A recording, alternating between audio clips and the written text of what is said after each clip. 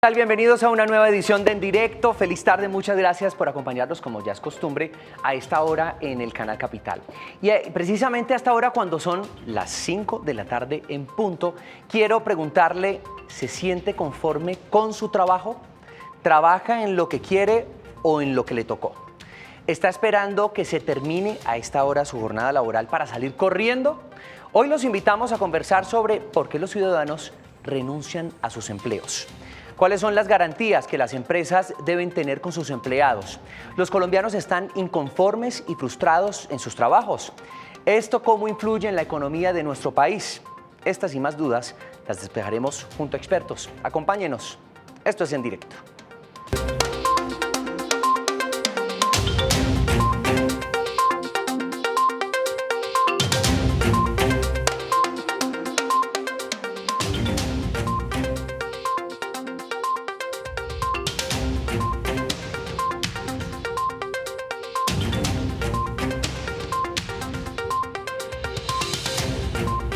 Muchas gracias por estar con nosotros. A partir de este momento abrimos nuestras líneas telefónicas, como ya es costumbre, para escuchar sus preguntas y opiniones alrededor del tema de hoy. ¿Por qué los ciudadanos renuncian a sus empleos?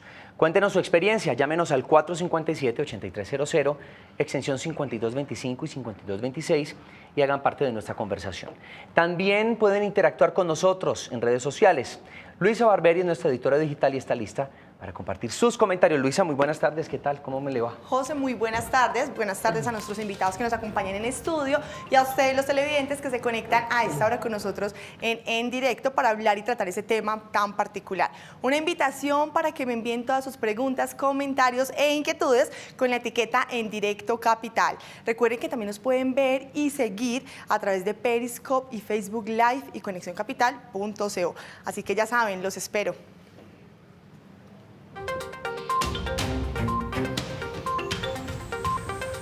Bueno, para hablar de por qué los ciudadanos renuncian a sus empleos, nos acompaña en directo Daniel Parra. Él es psicólogo organizacional, cuenta además con más de 10 años de experiencia en gestión humana, abordadas desde la consultoría y desarrollo comercial. Actualmente es gerente de ADECO. Bienvenido, Daniel, y gracias por estar aquí. Hola, José, muchas gracias por la invitación. Muy amable y claro que sí. Invitadísimo siempre, ya ustedes lo conocen además y ya también conocen al siguiente invitado. En nuestra mesa nos acompaña Iván Jaramillo. Él es profesor de la Universidad del Rosario, abogado de la misma universidad, especialista en Derecho Laboral de la Pontificia Universidad Javeriana, tiene magíster en Derecho del Trabajo de la Universidad de Bolonia en Italia. Gracias por acompañarnos de nuevo, Iván. Solo muy especial, José, para todos los televidentes, gracias por la invitación. Bueno, antes de profundizar en este tema, como es costumbre, los invitamos a conocer el contexto.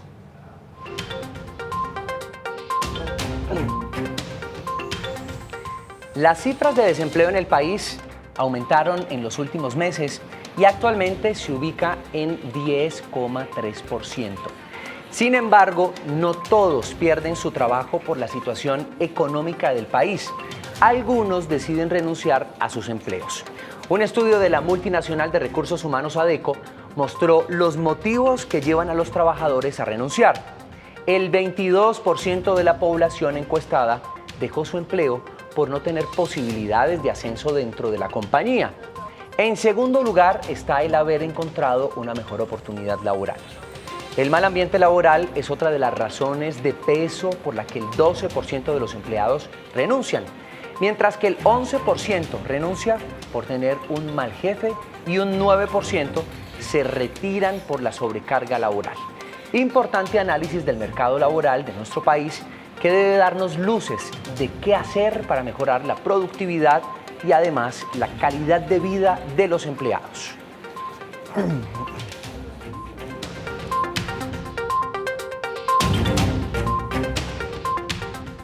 Bueno, Daniel, Iván, hablemos entonces de esto que ya les comentábamos a todos los televidentes, de cuáles son esas principales razones y vamos a enfatizar en cada una de ellas. ¿Cuáles son las razones, Daniel, por las que los ciudadanos están inconformes en sus trabajos y están renunciando? Bueno, José, hay que hacer una claridad y es que la inconformidad no es genérica. Eso depende un poco atado también a la edad y al momento de vida de cada uno de esos colaboradores en sus empresas. ¿Qué pasa? Hoy tenemos una generación de personas entre los 18 y los 28 años que lo que buscan es de verdad que su rol sea bastante retador. ¿Qué buscan en una empresa? Que los haga crecer, que les aporte conocimiento, que de verdad los haga sentir reconocidos dentro de su núcleo de trabajo. Y de su jefe, ¿qué esperan? Pues que les aporte básicamente conocimientos, experiencia. Entonces, ese grupo de gente joven lo que busca es que lo reten, que lo apasionen a estar dentro de las empresas. Normalmente hay gente que no tiene hijos, empezando su ciclo vital, entonces es gente que la verdad busca muchas posibilidades en el mercado y si no las encuentra atractiva, cambia de trabajo. Segundo, tenemos gente que está entre los 28 y 40 años, esas personas que están formando un núcleo familiar, que ya tienen otro nivel de responsabilidades y que buscan estabilidad. Que las empresas les ofrezcan un tipo de contrato interesante, donde puedan desempeñar sus conocimientos adquiridos alrededor de su historia laboral y que de verdad se sientan tranquilos que van a poder crecer dentro de esa empresa. Y tenemos un tercer grupo de personas, que son las personas que están por encima de los 40 años, que lo que buscan es un poco de verdad que los reconozcan y que su trayectoria se vea reflejada en crecimiento. Entonces, que ya sean directivos, jefaturas, y todo eso hace que este grupo de personas rote o busque nuevas opciones si no se sienten tranquilos en cada uno de esos roles. Entonces, es importante identificar que, mencionando el momento de vida, es que las personas van a tender a cambiar o no de trabajo. Mire, ¿cómo se puede igualar, Iván, el tema de las ambiciones de los empleados, de lo que esperan los empleados versus lo que está ofreciendo el mercado laboral? Sí, yo comulgo con lo expuesto por Daniel. Sí hay un divorcio entre lo que ofrece el sistema laboral y a lo que aspiran los trabajadores en este momento. Como dice Daniel, hay una generación entre los 18 y los 28 años, que es lo que se considera legalmente joven en este país, que tiene un modelo distinto de idea del recorrido laboral. Es decir, mi papá, mis tíos, personas de una generación distinta aspiraban a entrar a un empleo X, formar toda su carrera, pensionarse en ese mismo empleo con una estabilidad que era lo que se buscaba y terminar su carrera allí. Hoy en día hay unas demandas distintas, hoy en día hay una búsqueda de desafíos novedosos permanente que implican que la estabilidad no sea un valor tan preponderante en la búsqueda de empleo de los trabajadores, dijéramos millennials o nacidos de 2000 para acá. Entonces hay toda una reformulación, un rediseño de qué busca un trabajador de determinadas edades cuando ingresa al sistema laboral y no hay una suficiente oferta de ese tipo de trabajos que absorba esa demanda. Por eso tenemos cifras como las que se mostraban al inicio del programa de 10,3, que es preocupante, pero más preocupante que el 10,3 es el 65 de informalidad. Entonces, porque ese 10,3 está medido con ocupación, está medido con hacer cualquier tipo de actividad durante una hora en la semana de referencia que se mide y no trabajo con derechos. Y hay un tema final muy importante y es que hay un cambio del modelo de trabajo con derechos, protección laboral, etcétera, a una degradación de eso hacia el modelo de emprendimiento que está impulsada institucionalmente, que ha degradado muchísimo esa reivindicación de derechos en el trabajo, de las personas con trabajo con derechos, con libertad sindical, con protección laboral. Ya dijéramos que ha empezado a desplazarse por un modelo de emprendimiento fuertemente impulsado por la institucionalidad, que por lo menos vale la pena analizar y pensarse si es correcto o está mal enfocado. Bueno, pues ya vamos a hablar entonces de todo el tema legal, de qué se puede hacer en nuestro país para transformar ese mercado laboral y realmente que las empresas puedan ofrecerle a los trabajadores lo que buscan para que estemos, digamos, en una armonía, en un buen ambiente, en una felicidad laboral que nos pueda permitir mejorar la productividad, como lo decíamos, pero también mejorar la calidad de vida de los compatriotas. Y en las calles le preguntamos a los ciudadanos por qué renunciaría a su trabajo y esto es lo que dice la gente. Renunciaré a mi trabajo porque el trabajo es una imposición social, es decir, se nos impone algo que no es natural, la sociedad no corresponde con la naturaleza, el ser humano no vino para trabajar, entonces no es necesario trabajar y por eso renunciaría. Renunciaría a mi trabajo por tener un mal jefe. ¿Por qué renunciaría a mi trabajo? Tal vez por salir del país, estar en una zona en la cual pueda conocer, me sienta cómodo con mi familia y también de vez en cuando pudiera regresar al país. Renunciaría a mi trabajo por la mala convivencia que habría en él. Esa sería una razón justificable para mí, como el clima laboral, de pronto la convivencia con mis compañeros, malas experiencias que he tenido con ellos tal vez harían que yo tome esa decisión. De lo contrario, no. Yo dejaría mi trabajo por mi mamá. Si mi mamá se enferma mucho, toca cuidarla por ella.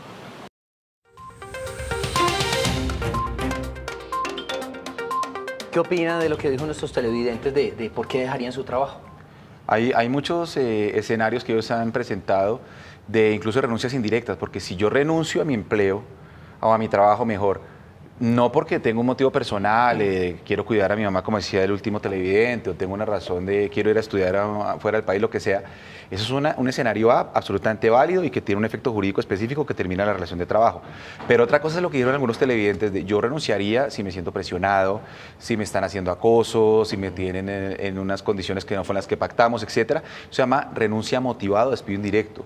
Eso genera en últimas el reconocimiento de una indemnización a cargo del empleador. La renuncia no lo genera. Entonces hay que diferenciar. Una cosa es renunciar porque tengo un mejor trabajo, porque tengo una necesidad de cuidado específica, porque quiero estudiar, porque me quiero ir del país, etcétera. Eso es legítimo y puede hacerse porque en este país el trabajo libre, al menos en principio. Que hay que diferenciarlo del supuesto renuncia motivada, y es que yo renuncio porque no me pagan el salario hace 3 meses, o porque no estoy en altas en la seguridad social, o porque recibo todo el tiempo prácticas de acoso de mi entorno laboral. Eso es un escenario distinto, tiene una respuesta distinta jurídica y se llama despido indirecto, renuncia motivada, que el trabajador puede perfectamente presentar, y en ese escenario el empleador debe reconocer la indemnización que no se reconoce en el otro escenario. Entendido, perfecto. Y hoy en día, ¿qué es lo que está pasando?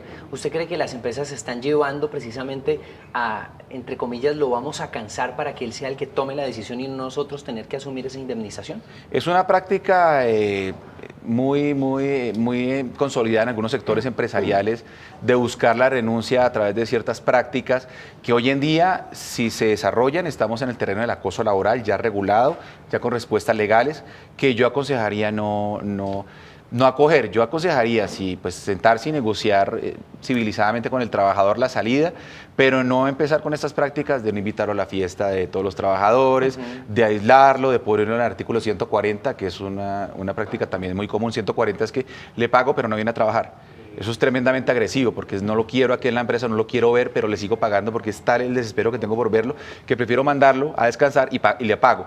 Ese tipo de prácticas que buscan aburrir al trabajador y tal están catalogadas como despido indirecto si el trabajador finalmente renuncia, porque no hay una renuncia real. Lo que él está viéndose, digamos, desestimulado y presionado por todo ese tipo de prácticas para renunciar por unos motivos que ha dado el empleador, y eso generaría indemnización, un reconocimiento, una reparación del daño. Daniel, hay una de las opiniones que me causó bastante, me llamó mucho la atención, dice el primer televidente, que el ser humano no vino para trabajar, que es una imposición del sistema. ¿Qué hacer ahí? Es decir, ya hay un pensamiento en donde evidentemente pues no quiere trabajar y piensa que no quiere hacer parte del sistema, pero también el sistema nos lleva. Entonces, ¿cómo recuperamos recursos? ¿Cómo aunamos recursos para poder alimentarnos, para poder vivir en este mundo? Claro. José, hay algo importante, y es que, digamos que hoy el mercado laboral le ofrece a todo tipo de personas una posibilidad de conseguir un trabajo acorde a lo que realmente ellos dimensionan como una posibilidad de trabajo. Digamos que aunque es un poco irreverente la apreciación de nuestro televidente, es importante también ver cuál es el fondo de lo que él necesita. De pronto es una persona que no le gusta mucho que le hagan seguimiento, que esté bajo normas, bajo horario, y digamos que pues sería la primera opción para un emprendimiento. Seguramente este televidente tiene un montón de talentos que puede desarrollar y que no tiene que entrar al sistema laboral, que él lo dice, pero desde su propia expertise y ese conocimiento puede generar trabajo, ya sea bajo emprendimiento o un tema informal que lo lleve a él sentirse valorado bajo lo que él considera como un empleo real para él. Entonces, digamos que yo digo que no hay que entrar en alerta de este tipo de personas que dicen no quiero entrar al sistema, no quiero cumplir horarios, no quiero tener jefe. Básicamente es identificar cuáles son las potencialidades de esa persona y ponerlo funcional en el mercado, pues para que gane dinero y aunque sea sobreviva a hoy en un mercado laboral que es bastante fuerte y bastante competido. Mire, estábamos hablando del desempleo que está en 10,3. Sin embargo, eso no para a la gente para salirse de su trabajo, para decidir no quiero seguir más, independientemente si consigo o no trabajo, voy a renunciar. Me cansé o simplemente no es lo que esperaba. ¿Eso cómo afecta a la economía de un país con digamos, un cuerpo laboral frustrado, un cuerpo laboral que no trabaja contento, que no siente que de pronto le tiene sus garantías dentro de las organizaciones?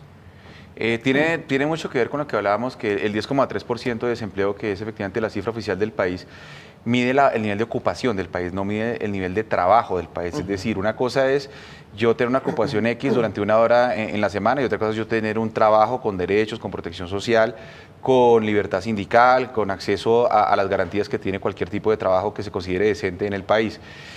¿Cómo afecta eso al país, que es la pregunta? Pues lo afecta deteriorando el crecimiento económico, porque si no hay capacidad de consumo interno de los trabajadores, pues no va a haber productividad, no va a haber a quién vender los bienes y servicios que produce la economía colombiana. Por eso hay una correlación absolutamente directa entre la capacidad adquisitiva del grupo poblacional de los trabajadores con el crecimiento económico, porque necesitamos que la gente tenga acceso a medios vitales, que son los que ofrece la economía, que era lo que estamos hablando justamente en el contexto anterior. Yo ¿cómo lo correlaciono con olvidarme del 10-3 y centrarme en el 65% de informalidad. Es decir, que de los 22 millones de personas que hay ocupadas en este país, solo 7,5 millones de personas están en seguridad social. Luego tenemos 14 millones de personas que trabajan sin seguridad social.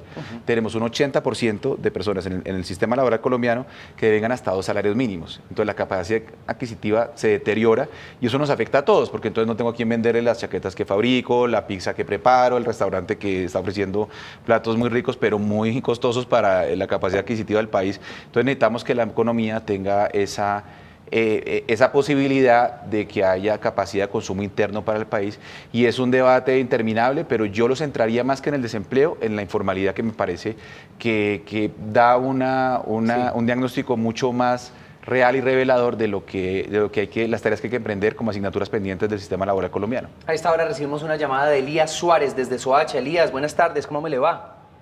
¿Pregunta o opinión? Está? Buenas tardes. Buenas tardes, lo escuchamos. Sí, hola, ¿cómo está con Elías? ¿Cómo vas? Sí, señor, muy bien, muchas gracias. Bienvenido a nuestro programa, lo escuchamos. Mira, la pregunta mía es la siguiente.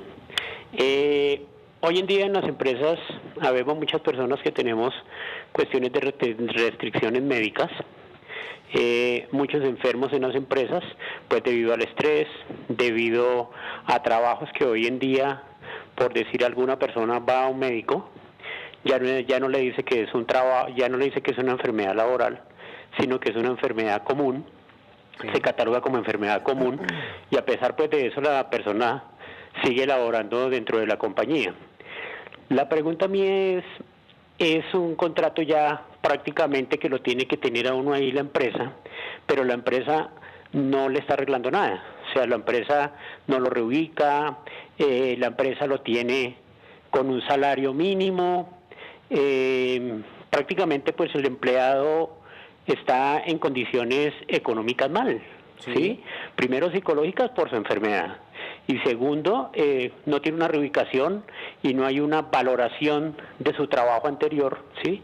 Porque como está trabajando, pues ya estaba trabajando al 100%, ya no puede dar ese 100%. Sí, don Elías. Entonces la pregunta es, ¿cómo se lleva a cabo esa situación, o cómo el empleado puede hacer para que esa empresa no lo tenga en esa posición?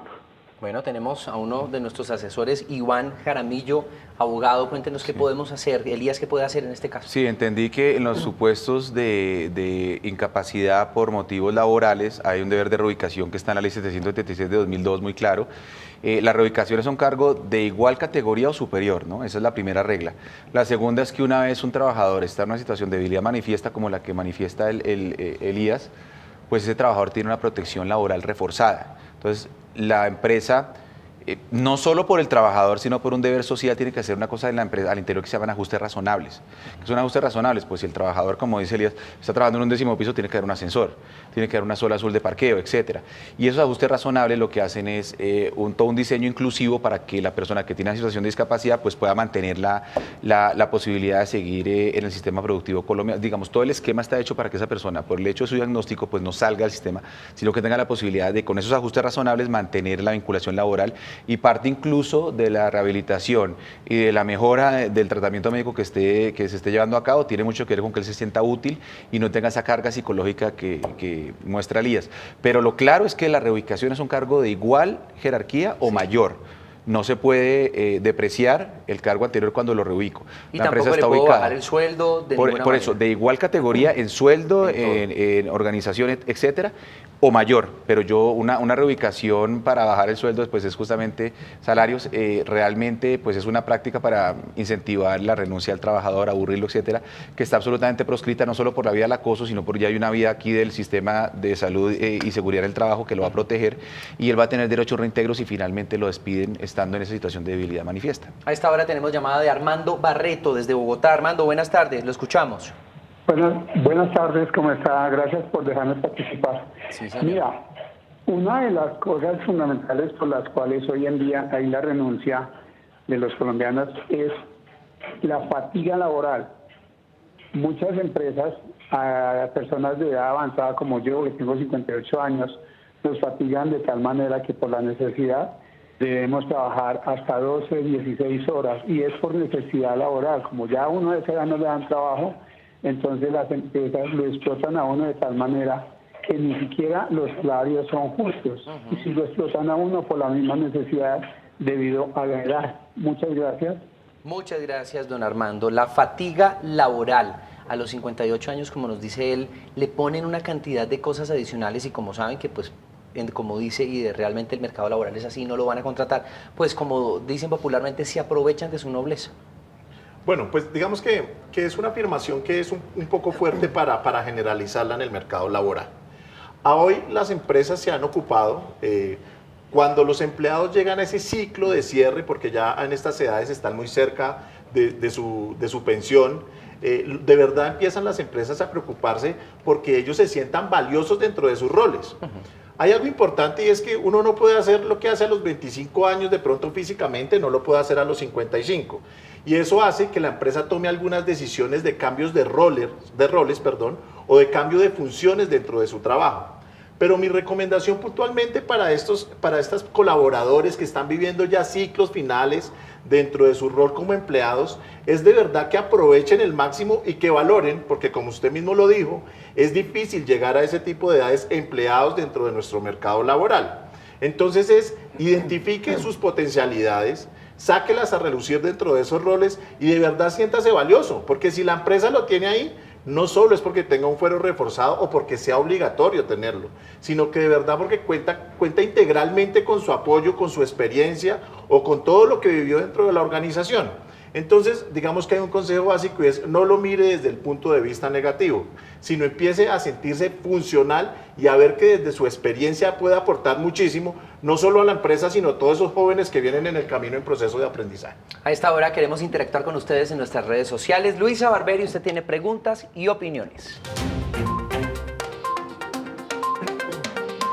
José, invitado, les quiero contar que hasta ahora muchas personas participan en nuestro Facebook acerca de este tema. José Suárez nos dice: uno de los mayores motivos que llevan a renunciar a las personas a su trabajo es sin duda la falta de un buen clima y ambiente laboral. Wilmar Acevedo: tener una mala relación con el jefe se vuelve una pesadilla, lo que conlleva a una renuncia irrevocable. Ashley en Facebook: por sobrecarga laboral, acoso, poco sueldo son algunos de los motivos por los que renunciamos los trabajadores. Y por aquí Marta Campos, también en Facebook, nos dice: porque contratan para una determinada labor y termina uno sirviendo hasta tintos. Se supone que la jornada laboral son 8 horas y termina uno trabajando 12 o hasta 14 horas. Y ahora, José, preguntas para nuestros invitados. Para Iván Jaramillo, Sigifredo Salazar pregunta: ¿qué tan costoso resulta ser una renuncia de un empleado para una empresa?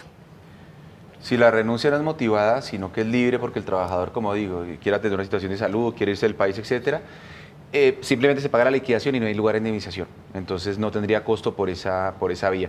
Si la renuncia es motivada porque la empresa lo está acosando, está incumpliendo los horarios, no le está pagando el salario, etcétera, pues él la va a motivar, o sea, va a poner las razones en la renuncia y habría que reconocer la indemnización. Hoy en día la indemnización ha bajado mucho, depende de la modalidad contractual, pero hagamos la regla fácil, la regla general: si ese contrato término indefinido, la regla general es que gane menos de 10 salarios, le van a pagar un mes por año laborado y 20 días por cada año adicional que haya trabajado en la empresa. Es decir, si trabajó 2 años, le van a corresponder 30 días por el primer año y 20 días por cada año adicional, 50 días, en este caso casi 2 meses. Perfecto. Gracias. Ahora una pregunta para nuestro invitado Daniel. Mariana Mejía dice: tengo una empresa y quiero saber si hay una forma de predecir una renuncia con algún tipo de comportamiento. Bueno, Mariana, pues la verdad, predecir renuncias es casi que imposible. Por una razón, es que estamos hablando de seres humanos. Pero lo que sí puedo es darte algunos ítems que son importantes para que puedas darte cuenta cuando un colaborador no está a gusto con su trabajo. El primero es que su nivel de productividad se ve afectado y ya no está trabajando como en sus mejores épocas, cuando era el trabajador exitoso que tenías. Segundo, cuando empieza a tener ausencias repetidas.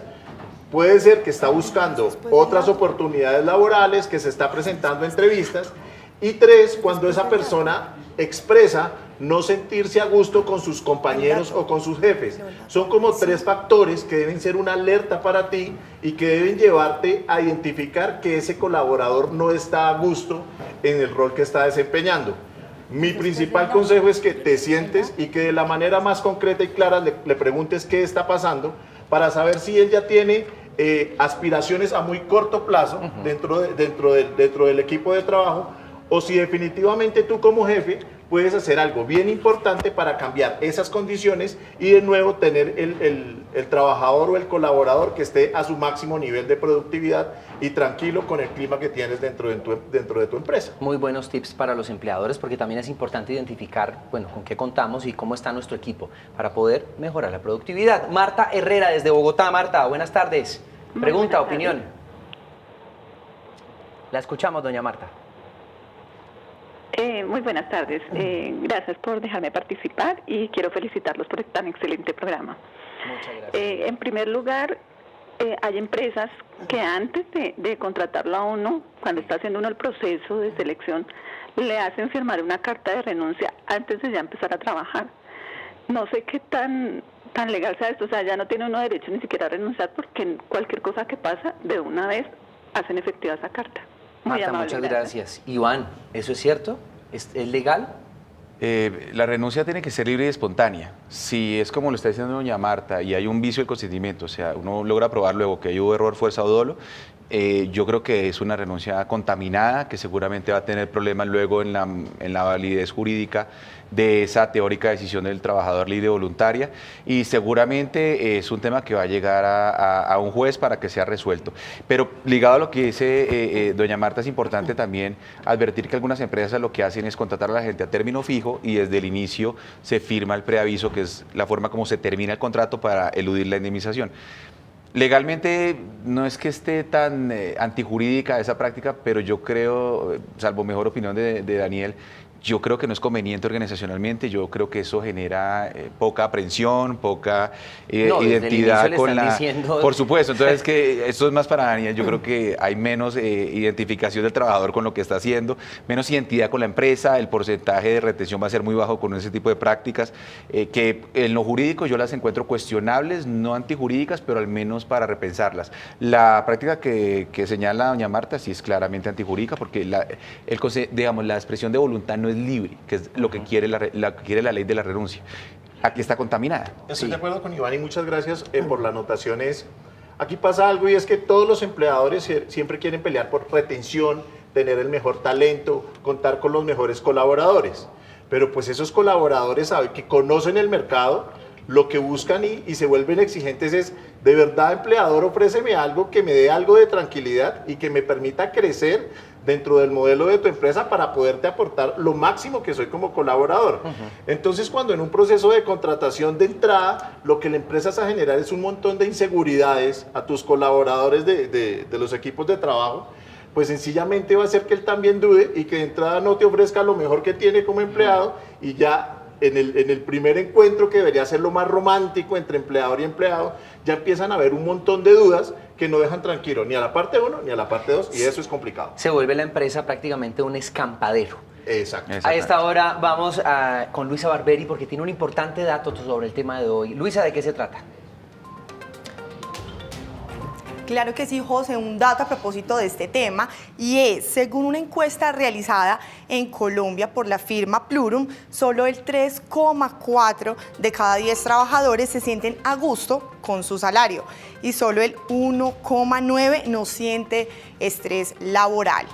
Invitados, una cifra pues muy preocupante. ¿Qué se podría hacer en el caso del estrés para manejarlo y también crear un buen ambiente y un clima laboral al interior de la organización? Daniel? Bueno, hoy pasan cosas que se han vuelto como moda en el mercado. Entonces, cuando un empleador levanta un perfil, dice alta tolerancia a la presión, manejo de situaciones complejas. Y eso hace que empiece a buscar como un estándar en el mercado de colaboradores que tengan que tener estas dos condiciones. Gente con callito ya. Sí, pero básicamente el callo se hace en el mundo laboral. Tú no puedes empezar a exigir un montón de cosas en un perfil predeterminado cuando de verdad no aportas y que tú como empleador no organices un espacio dentro de tu empresa, que le permita a cada uno de esos colaboradores de verdad llevar ese potencial, sin importar que lleguen cosas que pasan en todas las empresas, como la presión, el tema de los días de cierre, el tema de los niveles de productividad. Entonces, eso no se puede volver como un estándar en todos los perfiles.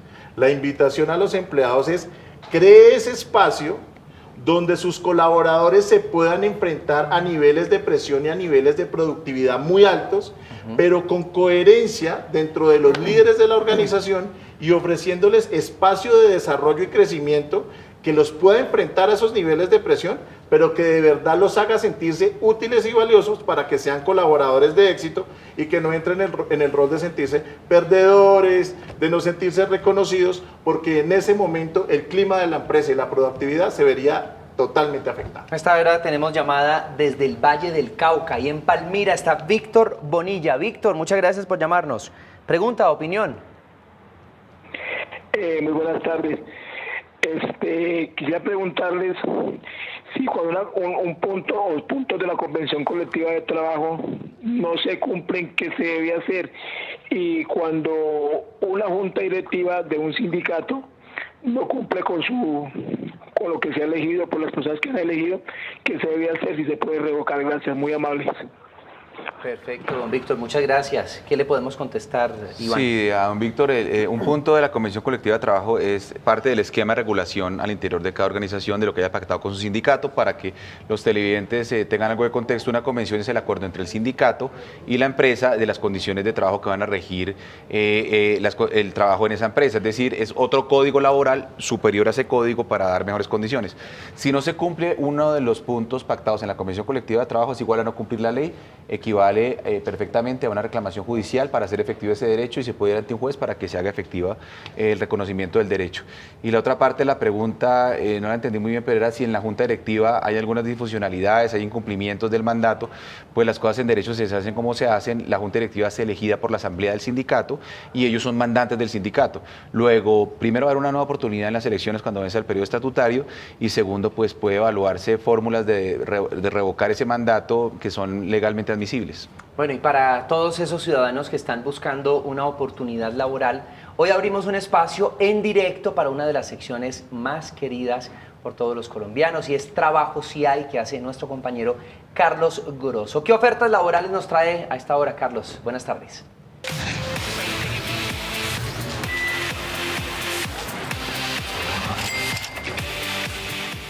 José Fernando Patiño y invitados, muy buenas tardes para ustedes. A mí me encanta hablar de trabajo y hoy vengo con ofertas de empleo. Así pues, de que papel y lápiz y muy pendientes porque vengo con ofertas. Escuchen esto. Aquí las tenemos graficadas. Esto va dirigido a personas con discapacidad física, coordinador de seguridad y salud en el trabajo. Qué bueno que estén ofreciendo empleo a las personas con discapacidad. Ojo a este correo, sguaquetada@sena.edu.co y de Zárate, @sena.edu.co o apliquen también en agencia pública de empleo.sena.edu.co. Segunda oferta. Técnico en sistemas, también para personas con discapacidad física, usuarios de sillas de ruedas. Email, repito, sguaquetada@sena.edu.co y de zaratv@sena.edu.co o en la agencia pública de empleo del Sena. Vamos con la tercera oferta. Se están buscando 25 auxiliares de cocina. Con este código pueden aplicar 16, 26, 12, 14, 558, donde en la agencia pública de empleo del sena.edu.co. Vamos con la cuarta oferta. Se busca comunicador social y periodista, 2 años de experiencia en contenido web, boletines internos y copies con conocimientos en radio y televisión. Ojo a este correo electrónico, mpjimenez@sena.edu.co. Estas fueron las 4 ofertas de empleo que tenemos para ustedes en el día de hoy. Continúen ustedes aquí en directo. Siempre será un placer para nosotros contar, por supuesto, con Carlos Grosso y esta sección tan importante, porque trabajo sí hay. De pronto es que no lo ha encontrado, de pronto es que no ha buscado donde tiene que buscar. Muchas gracias, Carlos, por esta colaboración, este momento, este espacio dentro de En Directo. Bueno, hablemos de los tipos de contratación. Los tipos de contratación nos generan también a veces motivación de querer estar en donde estamos. No es lo mismo ser prestador de servicios que tener un contrato a término indefinido. Entonces, ¿cómo genera esa motivación también el tipo de contrato que yo le ofrezco a los empleados? Listo. Hay algo importante y volvemos al tema de los ciclos vitales de las personas. Cuando lo que buscas es estabilidad, en la mentalidad del empleado es solo quiero tener un contrato a término indefinido. Y digamos que socialmente para todos es, tienes un contrato a término indefinido, te van a dar créditos, te van a reconocer, te van a dar un mejor salario, tienes beneficios. Digamos que eso no es palabra sagrada, decir que solo un contrato a término indefinido es realmente lo más ganador para un empleado. Hay que mirar un poco las características y las funcionalidades en cada uno de los cargos. Hay gente que le encanta trabajar por prestación de servicios porque tiene ciclos laborales activos y luego se retira. Ya Iván nos explicará un poco más el detalle. Pero esto sí está atado totalmente a temas de motivación. Entonces, a esa gente que lo que quiere es estabilidad, que cuando en una entrevista dice, mire, yo quiero estable, tengo hijos, tengo familia, quiero hacer un paseo, quiero comprar una casa, pues lo que siempre habla es de un contrato a término indefinido y el empleador tiene que olfatear esa necesidad de ese colaborador y qué lo va a hacer feliz. Entonces, básicamente, si le puede ofrecer este tipo de contrato, seguramente va a tener un colaborador que aumente su nivel de productividad porque está mucho más a gusto con el tipo de contrato que le ofrecen. Ahora, vamos al otro escenario. Te encuentras con un colaborador que le gusta más trabajar por ciclos, que no le gusta estar empleado todo el año porque a veces sale, está 2 meses por fuera del país. Entonces son colaboradores que les interesan más ese tipo de trabajos a término fijo o por prestación de servicios teniendo en cuenta la connotación y el rol. Entonces la recomendación para esos empleadores es identifique realmente qué hace feliz a ese colaborador y cómo podría llevarlo bajo un modelo de contrato, llevarlo a ese mayor nivel de productividad porque se siente mucho más tranquilo con lo que tiene en la empresa y el modelo de contrato que le están ofreciendo. Seguramente Iván ya nos puede contar mucho más los detalles y cuáles son los efectos que tendría cada uno de esos tipos de contratación. Iván. Sí, es decir, el primer contraste que hay que hacer jurídicamente, complementando la muy lúcida explicación de Daniel, es contrato de prestación de servicios versus contrato laboral. Es una imposición de la ley, no es lo que el empleador quiera. Es decir, si la persona es independiente, si no va a estar bajo órdenes, subordinada a una empresa, pues perfectamente yo puedo suscribir un contrato de prestación de servicios. Por ejemplo, vamos a inventar, yo asesoro a algunas empresas, tal, como abogado. Claramente voy a ser un independiente, yo rindo mis conceptos, etcétera. Pero si a mí me van a poner a sentarme las 8 horas, me van a dar instrucciones, me van a dar todo el entorno de la organización, me van a sentar, me van a dar el título vicepresidente X, pues yo soy un trabajador dependiente. Entonces no es lo que yo quiera, es que la ley impone que ese sea un trabajador con contrato de trabajo. Y hay falsos autónomos en este país, lamentablemente la mayoría, que son trabajadores por prestación de servicios que tienen la que yo dije, horario, están bajo órdenes, los sancionan, si no llegan a la fiesta de la empresa, pues también los van a mirar mal, etcétera. Es un verdadero trabajador dependiente, la empresa lo que se está exponiendo es a una demanda y seguramente la va a perder. Bueno, ya que usted habla de ese tema, Iván, y démosle herramientas a los ciudadanos, si es posible, darlo en especie de pasos o de tips. ¿Qué hacer si yo siento que estoy siendo vulnerado en mi lugar de trabajo? ¿Qué debo hacer? ¿Dónde debo denunciar? ¿Cuál es el paso a paso, el proceso? Si yo siento que tengo un contrato de prestación de servicios, pero al tiempo tengo un horario, estoy bajo órdenes, instrucciones, además de todo, pues estoy inserto en todo el esquema de la empresa, las herramientas de trabajo son de la empresa realmente, la oficina queda en la empresa, etcétera. Yo debo idear la forma de hacer valer mis derechos. ¿Cuál es la forma de hacer valer mis derechos? Yo puedo ir al Ministerio del Trabajo, que tiene funciones meramente sancionatorias, no me va a reconocer ningún derecho, pero por lo menos puede combinar al empleador y puede llegar a sancionarlo, que esas sanciones no son para mi patrimonio, sino que van con el plan de desarrollo a un fondo especial del Ministerio de Trabajo para fortalecer la labor de inspección.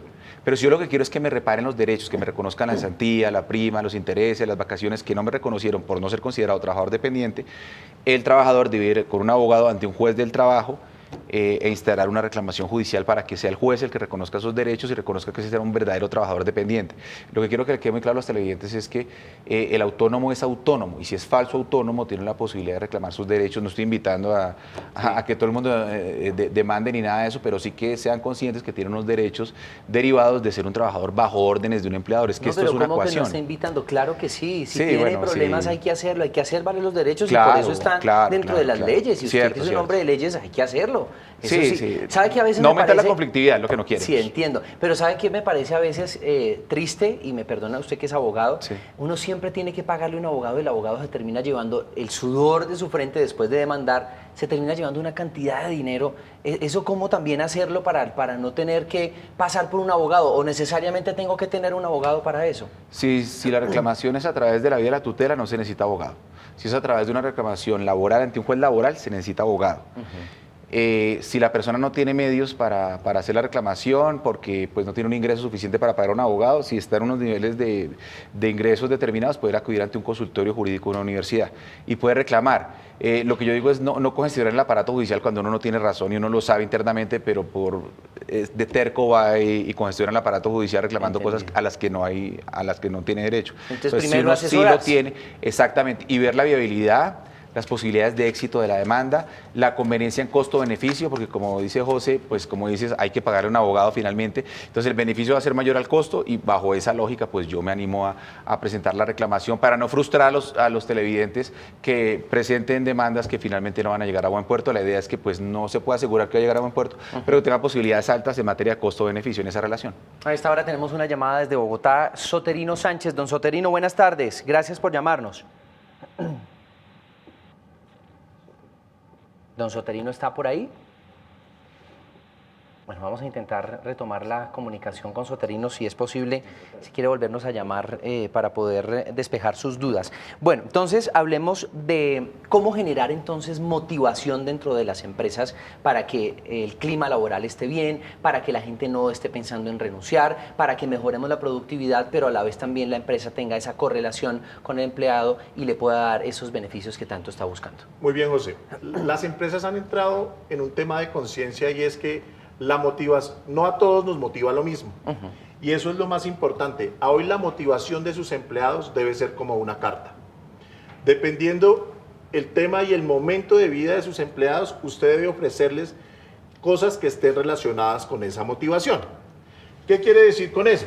Si usted tiene un empleado que es joven, que todavía no tiene un núcleo familiar definido, hijos, esposa, a él lo va a motivar seguramente el aprendizaje y la capacidad de sentarse con esos directivos para que lo formen y le aporten a ese tema de crecimiento de vida.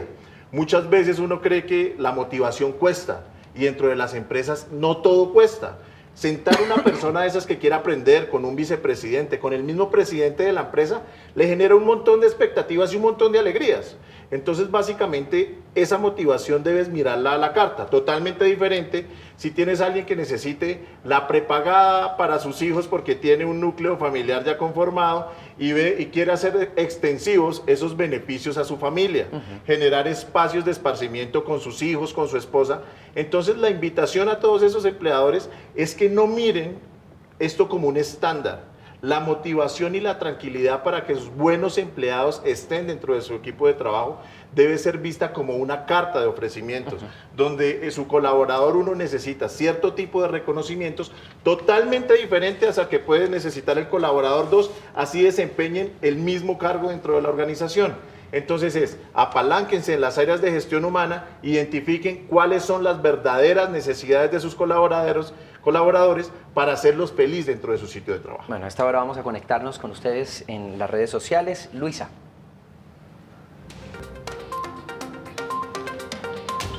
José, hasta ahora seguimos leyendo los comentarios y las preguntas que nos escriben ustedes, nuestros televidentes, y empezamos con Angélica Bustos en Facebook.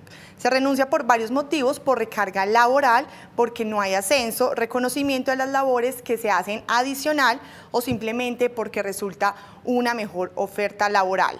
Alberto González también en Facebook: hoy a muchos les gusta la obtención del dinero fácil o muchos no tienen la preparación suficiente y quieren salarios de gerente.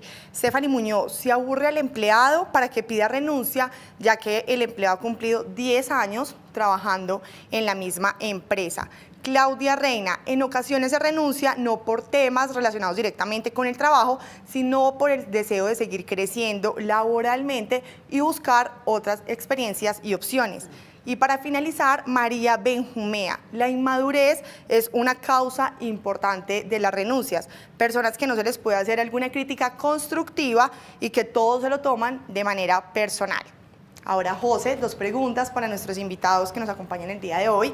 Para Daniel, Iván Miranda nos dice, ¿cuáles son los aspectos más descuidados dentro de las organizaciones para crear unos colaboradores fieles? Bueno, básicamente es ver los colaboradores como una unidad integral y no verlas como sujetos individuales. Cuando identificas que cada colaborador tiene necesidades independientes, seguramente lo vas a poder llevar a ser un colaborador de éxito mucho más fácil. Y ahora una pregunta para Iván Jaramillo. Marcela Palacios nos dice, ¿qué hacer cuando se renuncia y pasa un año y no le han pagado la liquidación? Si eso pasa, es bastante torpe de la empresa, porque si eso pasa, está generando una cosa que se llama indemnización moratoria. A Marcela le deben un día de salario por día de retardo, luego es un taxímetro que va contando todos los días hasta que finalmente se pague. Para que eso se haga efectivo, Marcela debe demandar ante un juez laboral dentro de los 2 años siguientes, los 24 meses siguientes a la finalización del vínculo, para que se haga efectiva la moratoria, que es el día de salario por día de retardo. Ese es el consejo para Marcela, que demande. Bueno, escuchemos a don Soterino, que se pudo comunicar con nosotros ya para finalizar nuestro programa. Don Soterino, buenas tardes, pregunta. Don Soterino. Definitivamente no pudimos hablar con don Soterino. Vamos a hacer unas pequeñas conclusiones para que los ciudadanos pues se lleven herramientas a sus hogares y entiendan qué hacer, empoderarlos también.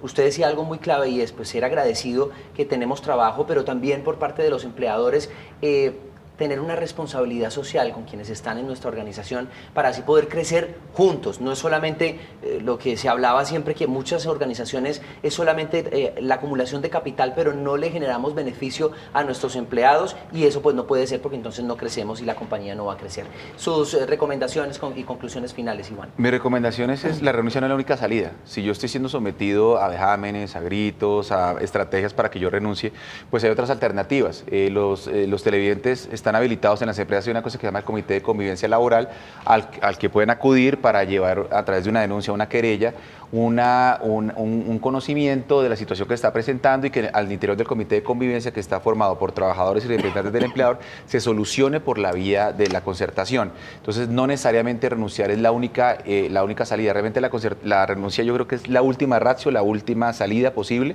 Cuando se está siendo presionado para renunciar. Yo creo que hay que hacer el intento de arreglar la situación. Como decía Daniel, las organizaciones laborales pues están compuestas por seres humanos, es natural que hay diferencias, etcétera. Entonces puede ser solucionable antes de la renuncia. Y finalmente, para los televidentes, pues hay desconocimiento de derechos del trabajo, definitivamente, pues hay unas herramientas para hacerlos valer, y si bien uno tiene que ser agradecido con el trabajo, pues también tiene unos derechos que tiene que hacer realizables y tiene que hacer respetar, ¿no? Entendido. Daniel, sus conclusiones. Bueno, un consejo y una conclusión para las dos partes. Para el empleador ya no vivimos en la época de Picapiedra, donde puede ofrecer condiciones que no sean dignas y justas para esos colaboradores. Si quiere retener colaboradores, ofrézcales cosas que estén de verdad al alcance de ellos y que los hagan felices y funcionales dentro del trabajo. No ofrezca cosas que estén por fuera de la ley, porque hoy esos colaboradores ya tienen 1000 portafolios y opciones de empresas donde pueden ir y conseguir trabajos que sí se ajustan a lo que realmente están buscando. Y para los empleados, no entren en círculos viciosos de quejarse, de que esta empresa me paga mal, de que mi jefe es malo. Ponga las cartas sobre la mesa, diga lo que está sintiendo y apórtele a esa organización, que si es el momento de salir de esa empresa, aunque sea ellos sepan por qué usted se fue y cuáles son las condiciones que debería mejorar por si llega otro colaborador a ocupar ese cargo. Ese es el consejo. Muchísimas gracias de verdad por acompañarnos y por compartir su conocimiento con todos nuestros televidentes. A ustedes, mil gracias por estar siempre ahí conectados en nuestras redes sociales y a través de nuestras líneas telefónicas de lunes a viernes a las 5 de la tarde, ya saben. Si quiere que conversemos sobre un tema en particular, puede escribirme en Twitter o Instagram, @JoseTedeoPatino, o al correo electrónico que aparece en pantalla, en directo @canalcapital.gov.co. Que tengan una feliz tarde. Chao.